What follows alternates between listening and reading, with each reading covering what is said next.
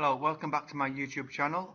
We're going to continue on with paper 2 from May-June 2017, version 22. We're going to be now looking at databases. So we've completed the word part in the first part of this video. Okay, so now we're going to move on to task 3, databases. Okay, so we are now going to be prepare some reports for the university. So what we have to do is examine the data in the files J227 degrees or degree.csv and J227 faculty.csv. So what we can do, we can have a look before we do anything. So that's the first file. Okay, and let's have a look at the next file and faculty.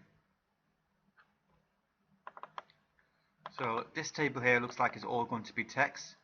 Okay, you got a faculty code, which is going to be the primary key. So let me close that down. And again, we've got some more information here. So the full time will be the Boolean field, as you can see. Okay, so let me close these down. Don't need this one anymore, so we can close this down.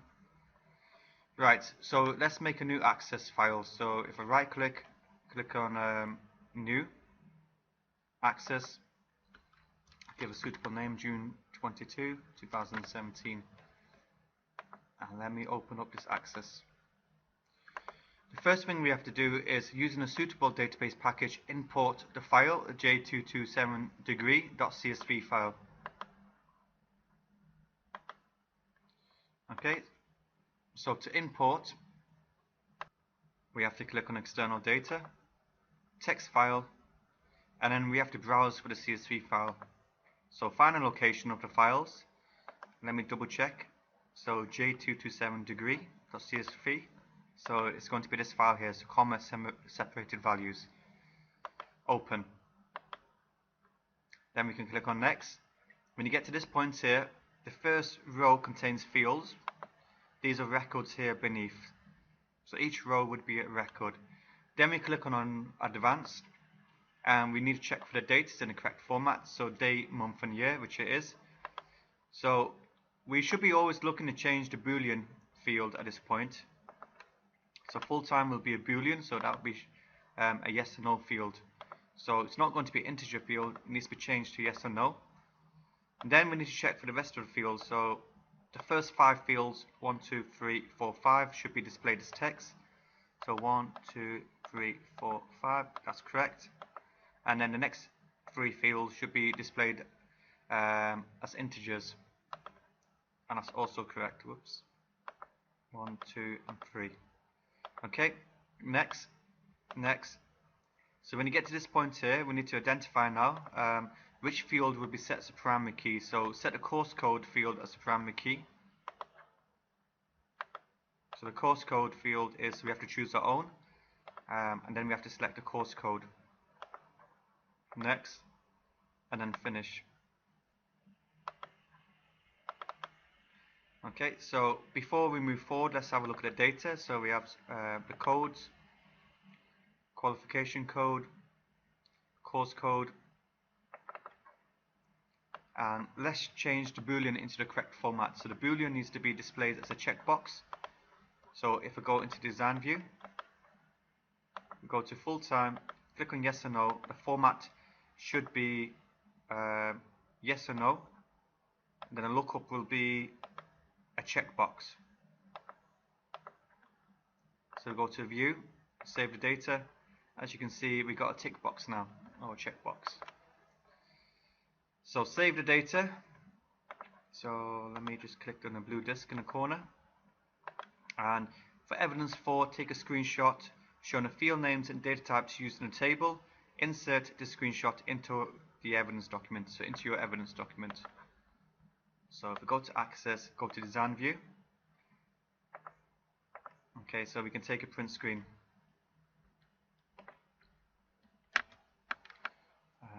If we go to my evidence, so this is now evidence 4. We can move this onto the next page. and we can take the print screen. So I can crop this part now, and again make sure the screenshot is a good size so you can see the primary key, you can see the data types, and also we can show the yes and no has been changed to a checkbox. This will also be shown later on in the report as well. So let me save this.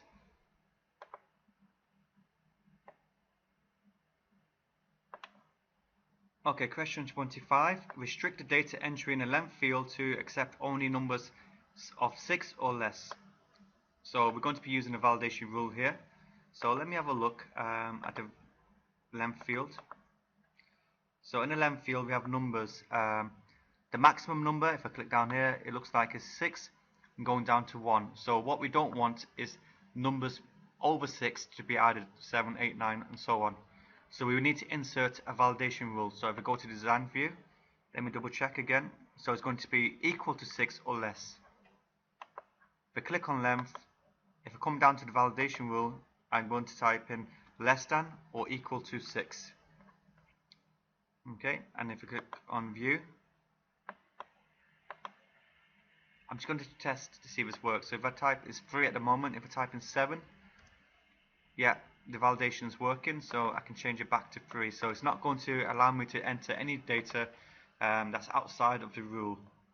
You can also include suitable text. So the validation text, you can only enter a number which is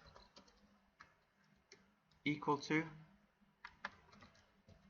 2 or less than 6. So this message will show up if you try to type in any other number beyond 6.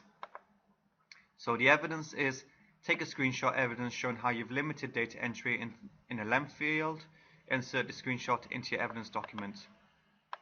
So let me take this screenshot. Print screen again. I'm going to zoom out again. Oh, not too much. Let's paste in the validation rule. Again, we can crop off any elements which are not required.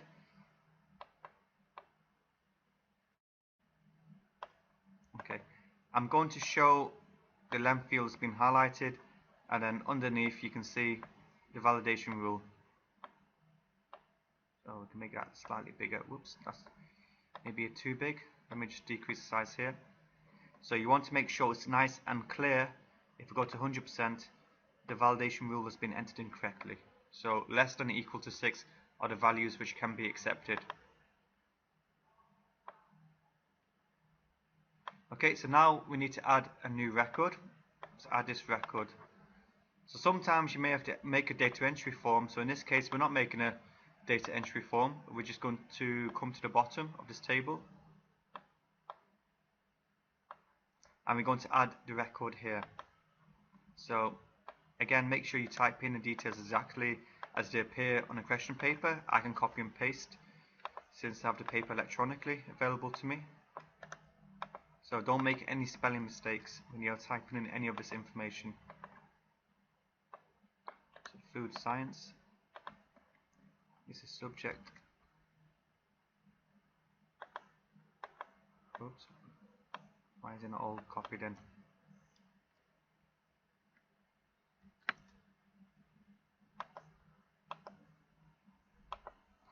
Okay, I'm going to type this in. I'm not sure why it's not appearing in full. So food science.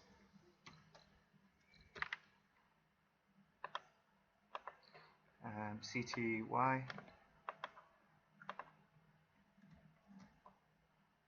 Course code.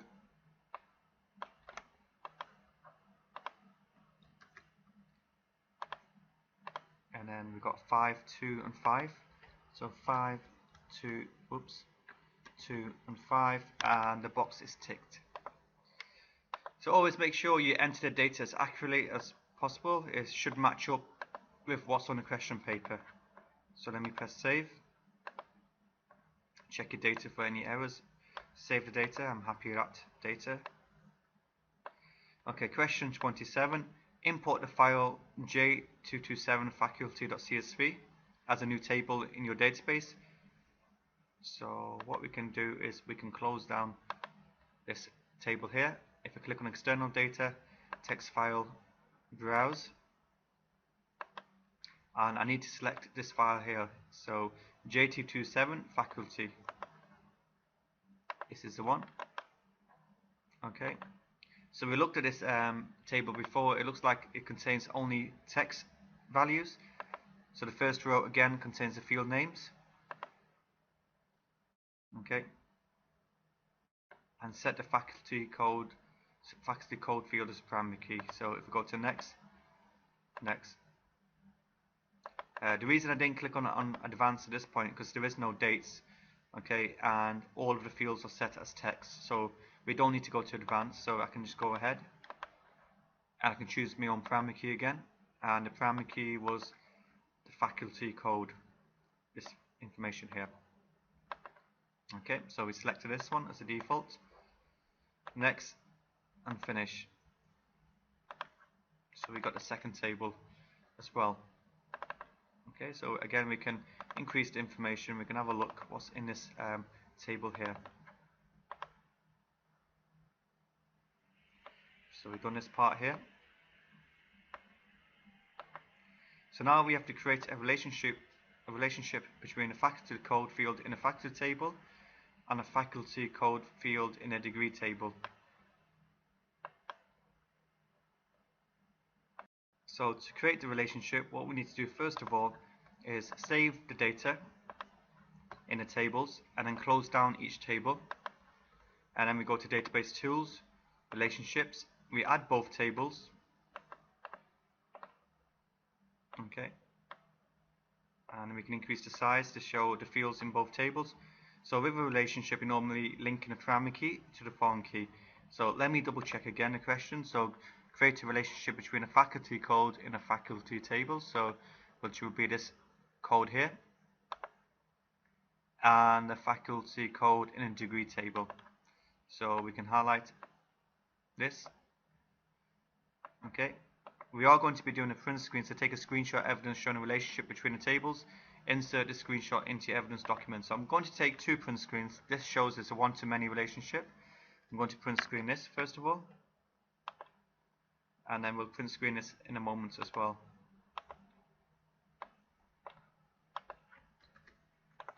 So again, we can crop and we can just keep the parts which we need. Okay, so just need that box there. And then the second print screen, if we go back to Access, will be showing this table here. So we press print screen button.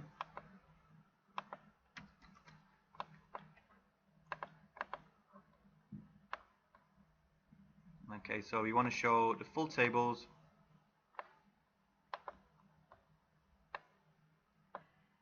Okay, again, make sure the print screens are nice and clear.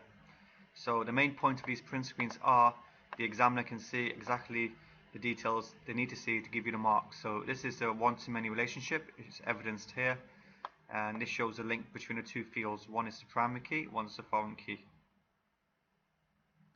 Okay, we're now going to move on to the next question. So question 28.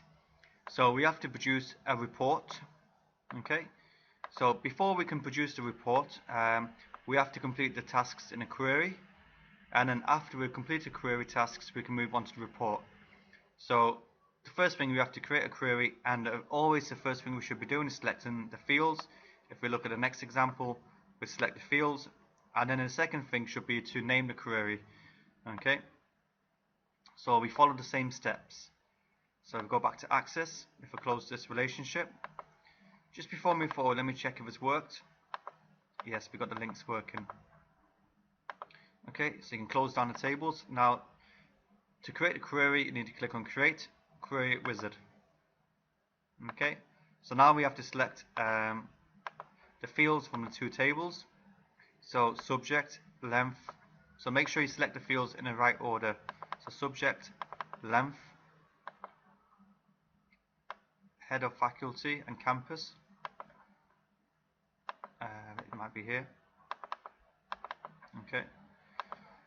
in this order with data and labels fully displayed. So we've done the first part. We'll come back to the second part in a moment. So now I'm going to highlight the name. Next, next. And I always name the report heading as the query name as well. Okay, so to start off with, we have 458 records. So we've done this part. Okay, just going to highlight. Now we can do the search criteria. So select only those records where the qualification code, so QUAL underscore code is PhD. Okay, so we don't have the field at the moment, so what we have to do is go back to design view. Okay, let's have a look. We need to add that field. Let's have a look.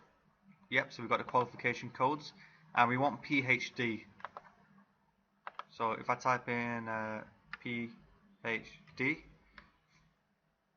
okay, underneath the tick box for the criteria, we should see PhDs. Yep, and now we're down to 94 records. We don't want to show this field. Okay, we're still down to 94 records. We only want to show the fields asked for in the question. Okay, now the second search criteria is going to be length is 4 or more. So we do greater than or equal to 4. So we can see the length here. So the criteria would be greater than or equal to 4. Okay, so we're now down to 33 records. And we can have a look. Yep, the length is 4, 5 or 6. Right, so we've done this part here. Okay, so the query element of this question is complete. So we save the changes and now we can make the report. So we click on create, report wizard. We select these fields here from the query, extended doctoral options, next, next, next. Now we have a sort. So sorts the length into descending order. So we select length into descending. So we change that from ascending to descending. And then ascending order of subject. So if I select subject and ascending order of subject, which is correct. Next. So let me highlight this. The page orientation will be portrait. So we can keep this option selected. And then we need to insert a title back into this box here. So let me delete this option here. Copy that again. So again, when you are typing the title in, make sure you type it in exactly as it appears, including capital letters. Try your best not to make any spelling mistakes. Finish. Okay, so remember, because we've done the sort, it's messed around the order. We need to show these fields in the order in this bullet point here. So because we sorted by the length, if we go back to access, you'll see length has come first. If we click on close, go back to layout view. Okay, so what we need to do is put it back into this order here. So subject and then length. Okay, so if I press Control, we can make this a little bit smaller. Make this a little bit smaller. So press Control to select the title, the field title, and plus the content. Now we can move the subject as the first field. Okay, so now we can move the length here as well.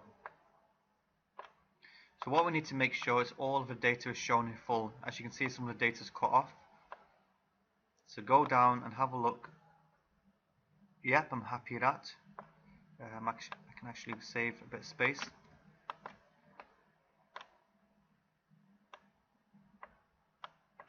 And let me check if the names are shown in full. And the campus as well. Yep, that looks fine to me. So with data and labels displayed in full, so we just check that. we put the fields back in the right order. It fits on a single page. Okay, so let me go to File, Print, Preview. If I zoom out, yep, it's fitted to one page of one. Okay, so that's fine.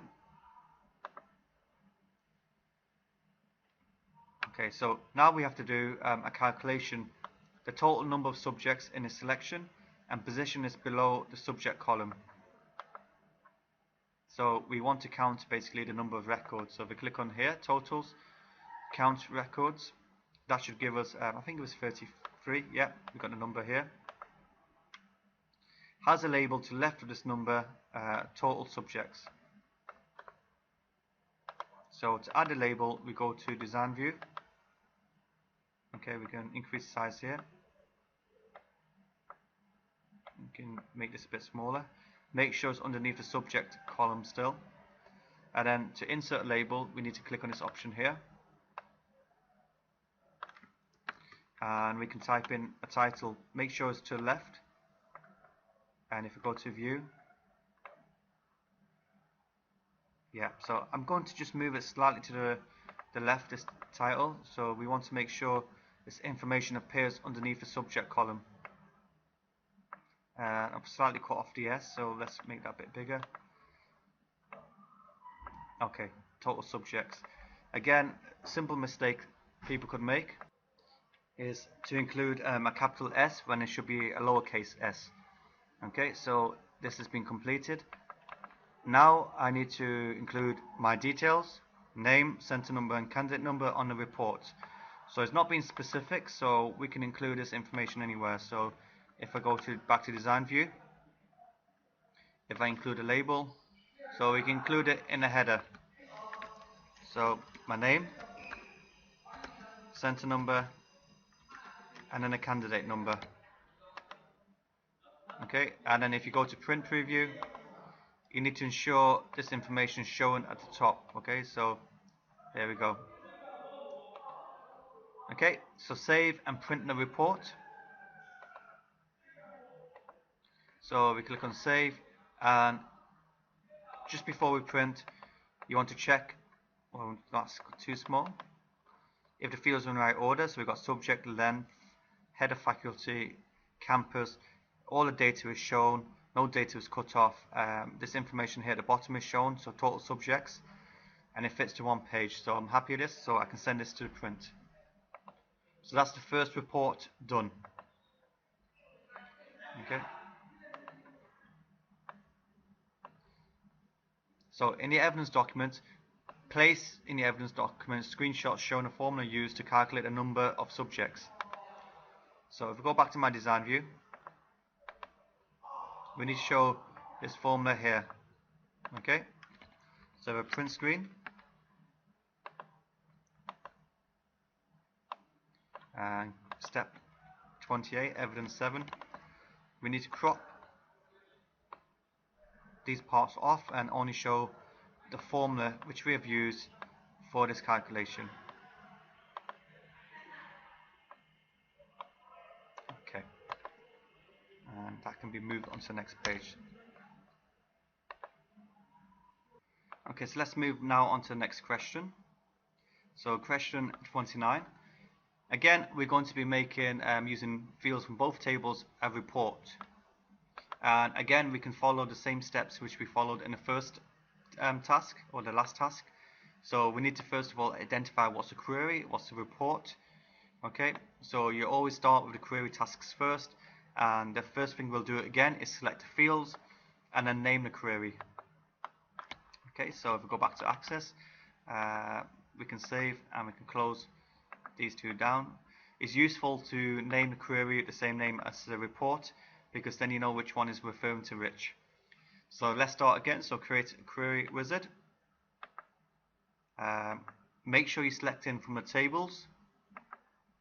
So using fields from both tables, produce a report. So which fields do we need? Do we need a course code, qualification code? So course code, qualification code. subject faculty,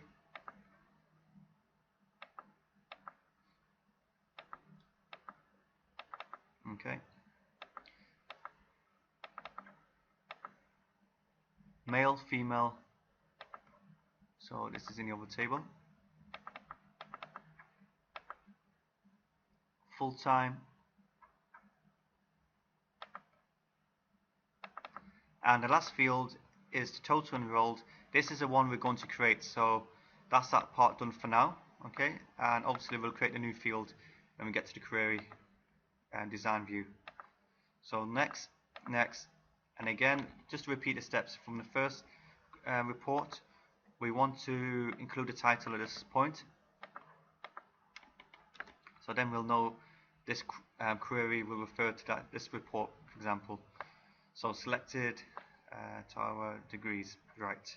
So again, we're starting off with 458 records. Okay, so I've done these two things now. Whoops. And again, you can follow the same routine. So now we can do the search criteria. So select only those records where the subject contains the word science. Okay, because we have many words in this subject field, we need to use the star. So basically we want to find any subject that includes the word science. So I'm just going to copy this actually.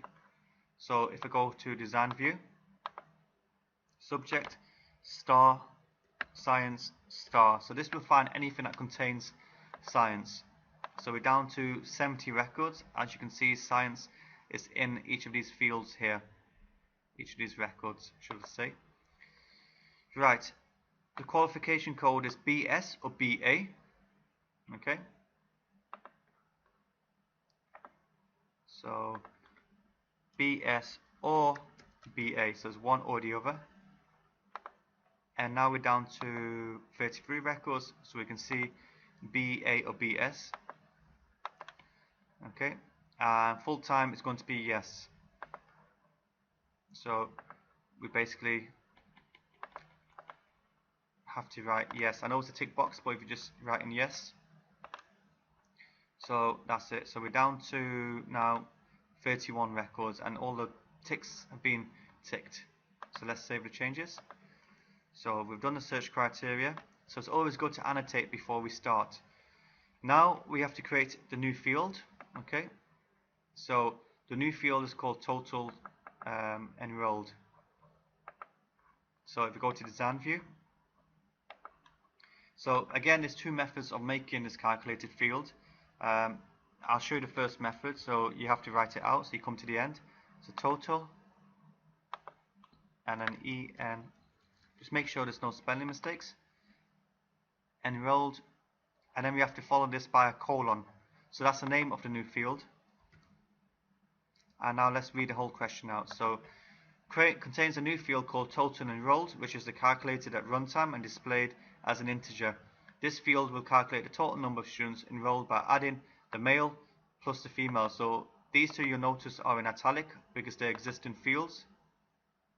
Okay, so we just got to add them together. So using square brackets, let's write male plus female in another set of square brackets. So each field goes into square brackets. Run, and if I come to the end, it's displayed as integer values. Okay, so that would be one way of doing this question. I'm just going to cut this out, and I'm also going to show you another method. So if I click at the end and then click on the builder, and I want to select male plus female, let's get rid of that space here. Okay, and then just before XP1 you can delete that information and you can type in the new field. So total enrolled, one colon, get rid of a space, does the exact same thing. So it's up to you what you want to do. Okay, at least using a builder there's no chance of making a spelling mistake. Let's say for example if I typed in an extra L and then you get this box here, it's trying to find a field that doesn't exist. So if that does happen, check the spelling mistakes. Okay, and that should be fine. So 54 plus 12 is given us 66. So that's done now. Okay, so now we can move on to the report part of this task. So save. So before we move, so sciences is correct, the code is correct, all students are full-time, or all courses are full-time, and this calculation is correct as well. So save. Now let's create the report wizard. So you want to select from the same query, that's why it's useful to name it. All the fields including total enrolled. Next, next, next. We have a sort, sorts the data into ascending order of qualification code.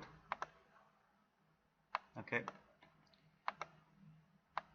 So we know we don't need to change the order because this was the first field anyway. It's not going to affect the order. It's going to be landscape. Next. And what we can do is put a title back in. Just delete this. So okay. And by placing a title here, this title will automatically come on the top of the report. Okay, so now what we need to do, we need to ensure all of the data fits onto one page.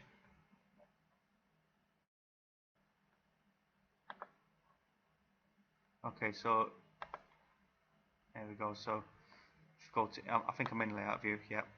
So let's make this data fit to one page. So we can move that across there.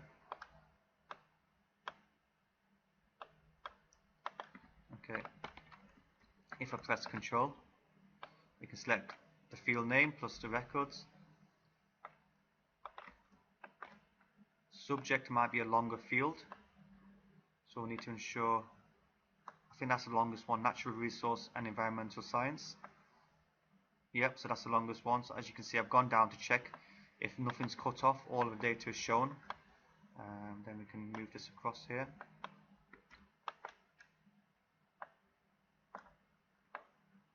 Yep, male, we can move that across.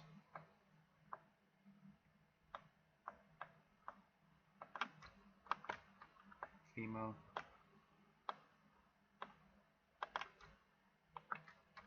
And then full-time. Oops. And almost done.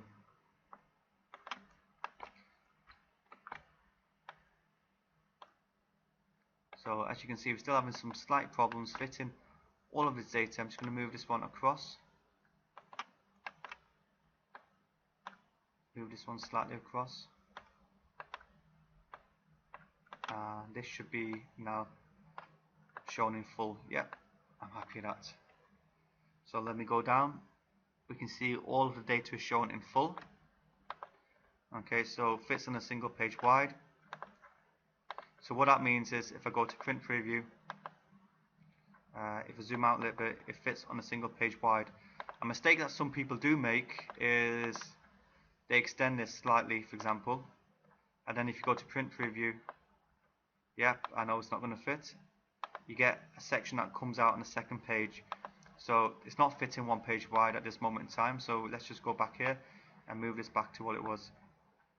Then if we go to print preview, it now fits one page wide and 2 pages tall. Okay, so we've done this. Hide your name, center number and candidate number at the top right of the report. So we need to insert our details here. So again, we can go back to design view, add a label, click at the top right. So Yasser Ahmed. Just let me double check, is the center number next? Yep, center and then candidate number. So make sure you put these numbers in the correct order just in case the examiner's been really picky with marking your paper. Right, that's that part done. Name is at the top right. Okay, not sure why I clicked on that one. And do not display a page number when printed. So that's quite easy enough. So what we need to do is go back to Access. The page number normally is along the bottom. So here, so we just have to highlight this and just delete it. So press the delete button. Let me just check. Do not display a page number when printed. Okay, so now when I go to print preview, okay, let me zoom out slightly. My name is at the top. The fields are in the correct order. No data is cut off. The full time is shown as a tick box because if we go back up here, or checkbox, they had to be shown in that format. Okay, there's no page number along the bottom. Okay, the new field totaled and enrolled, it should be capital T, capital E. Yeah, so always double check capitals for the start of the words for the title. Yeah, so this is good to go. So now we can print this off. So save and print this report. Make sure that you've entered your name, candidate number on your report. Okay. Yep, and this is good to print. Okay, so this is the end of this section.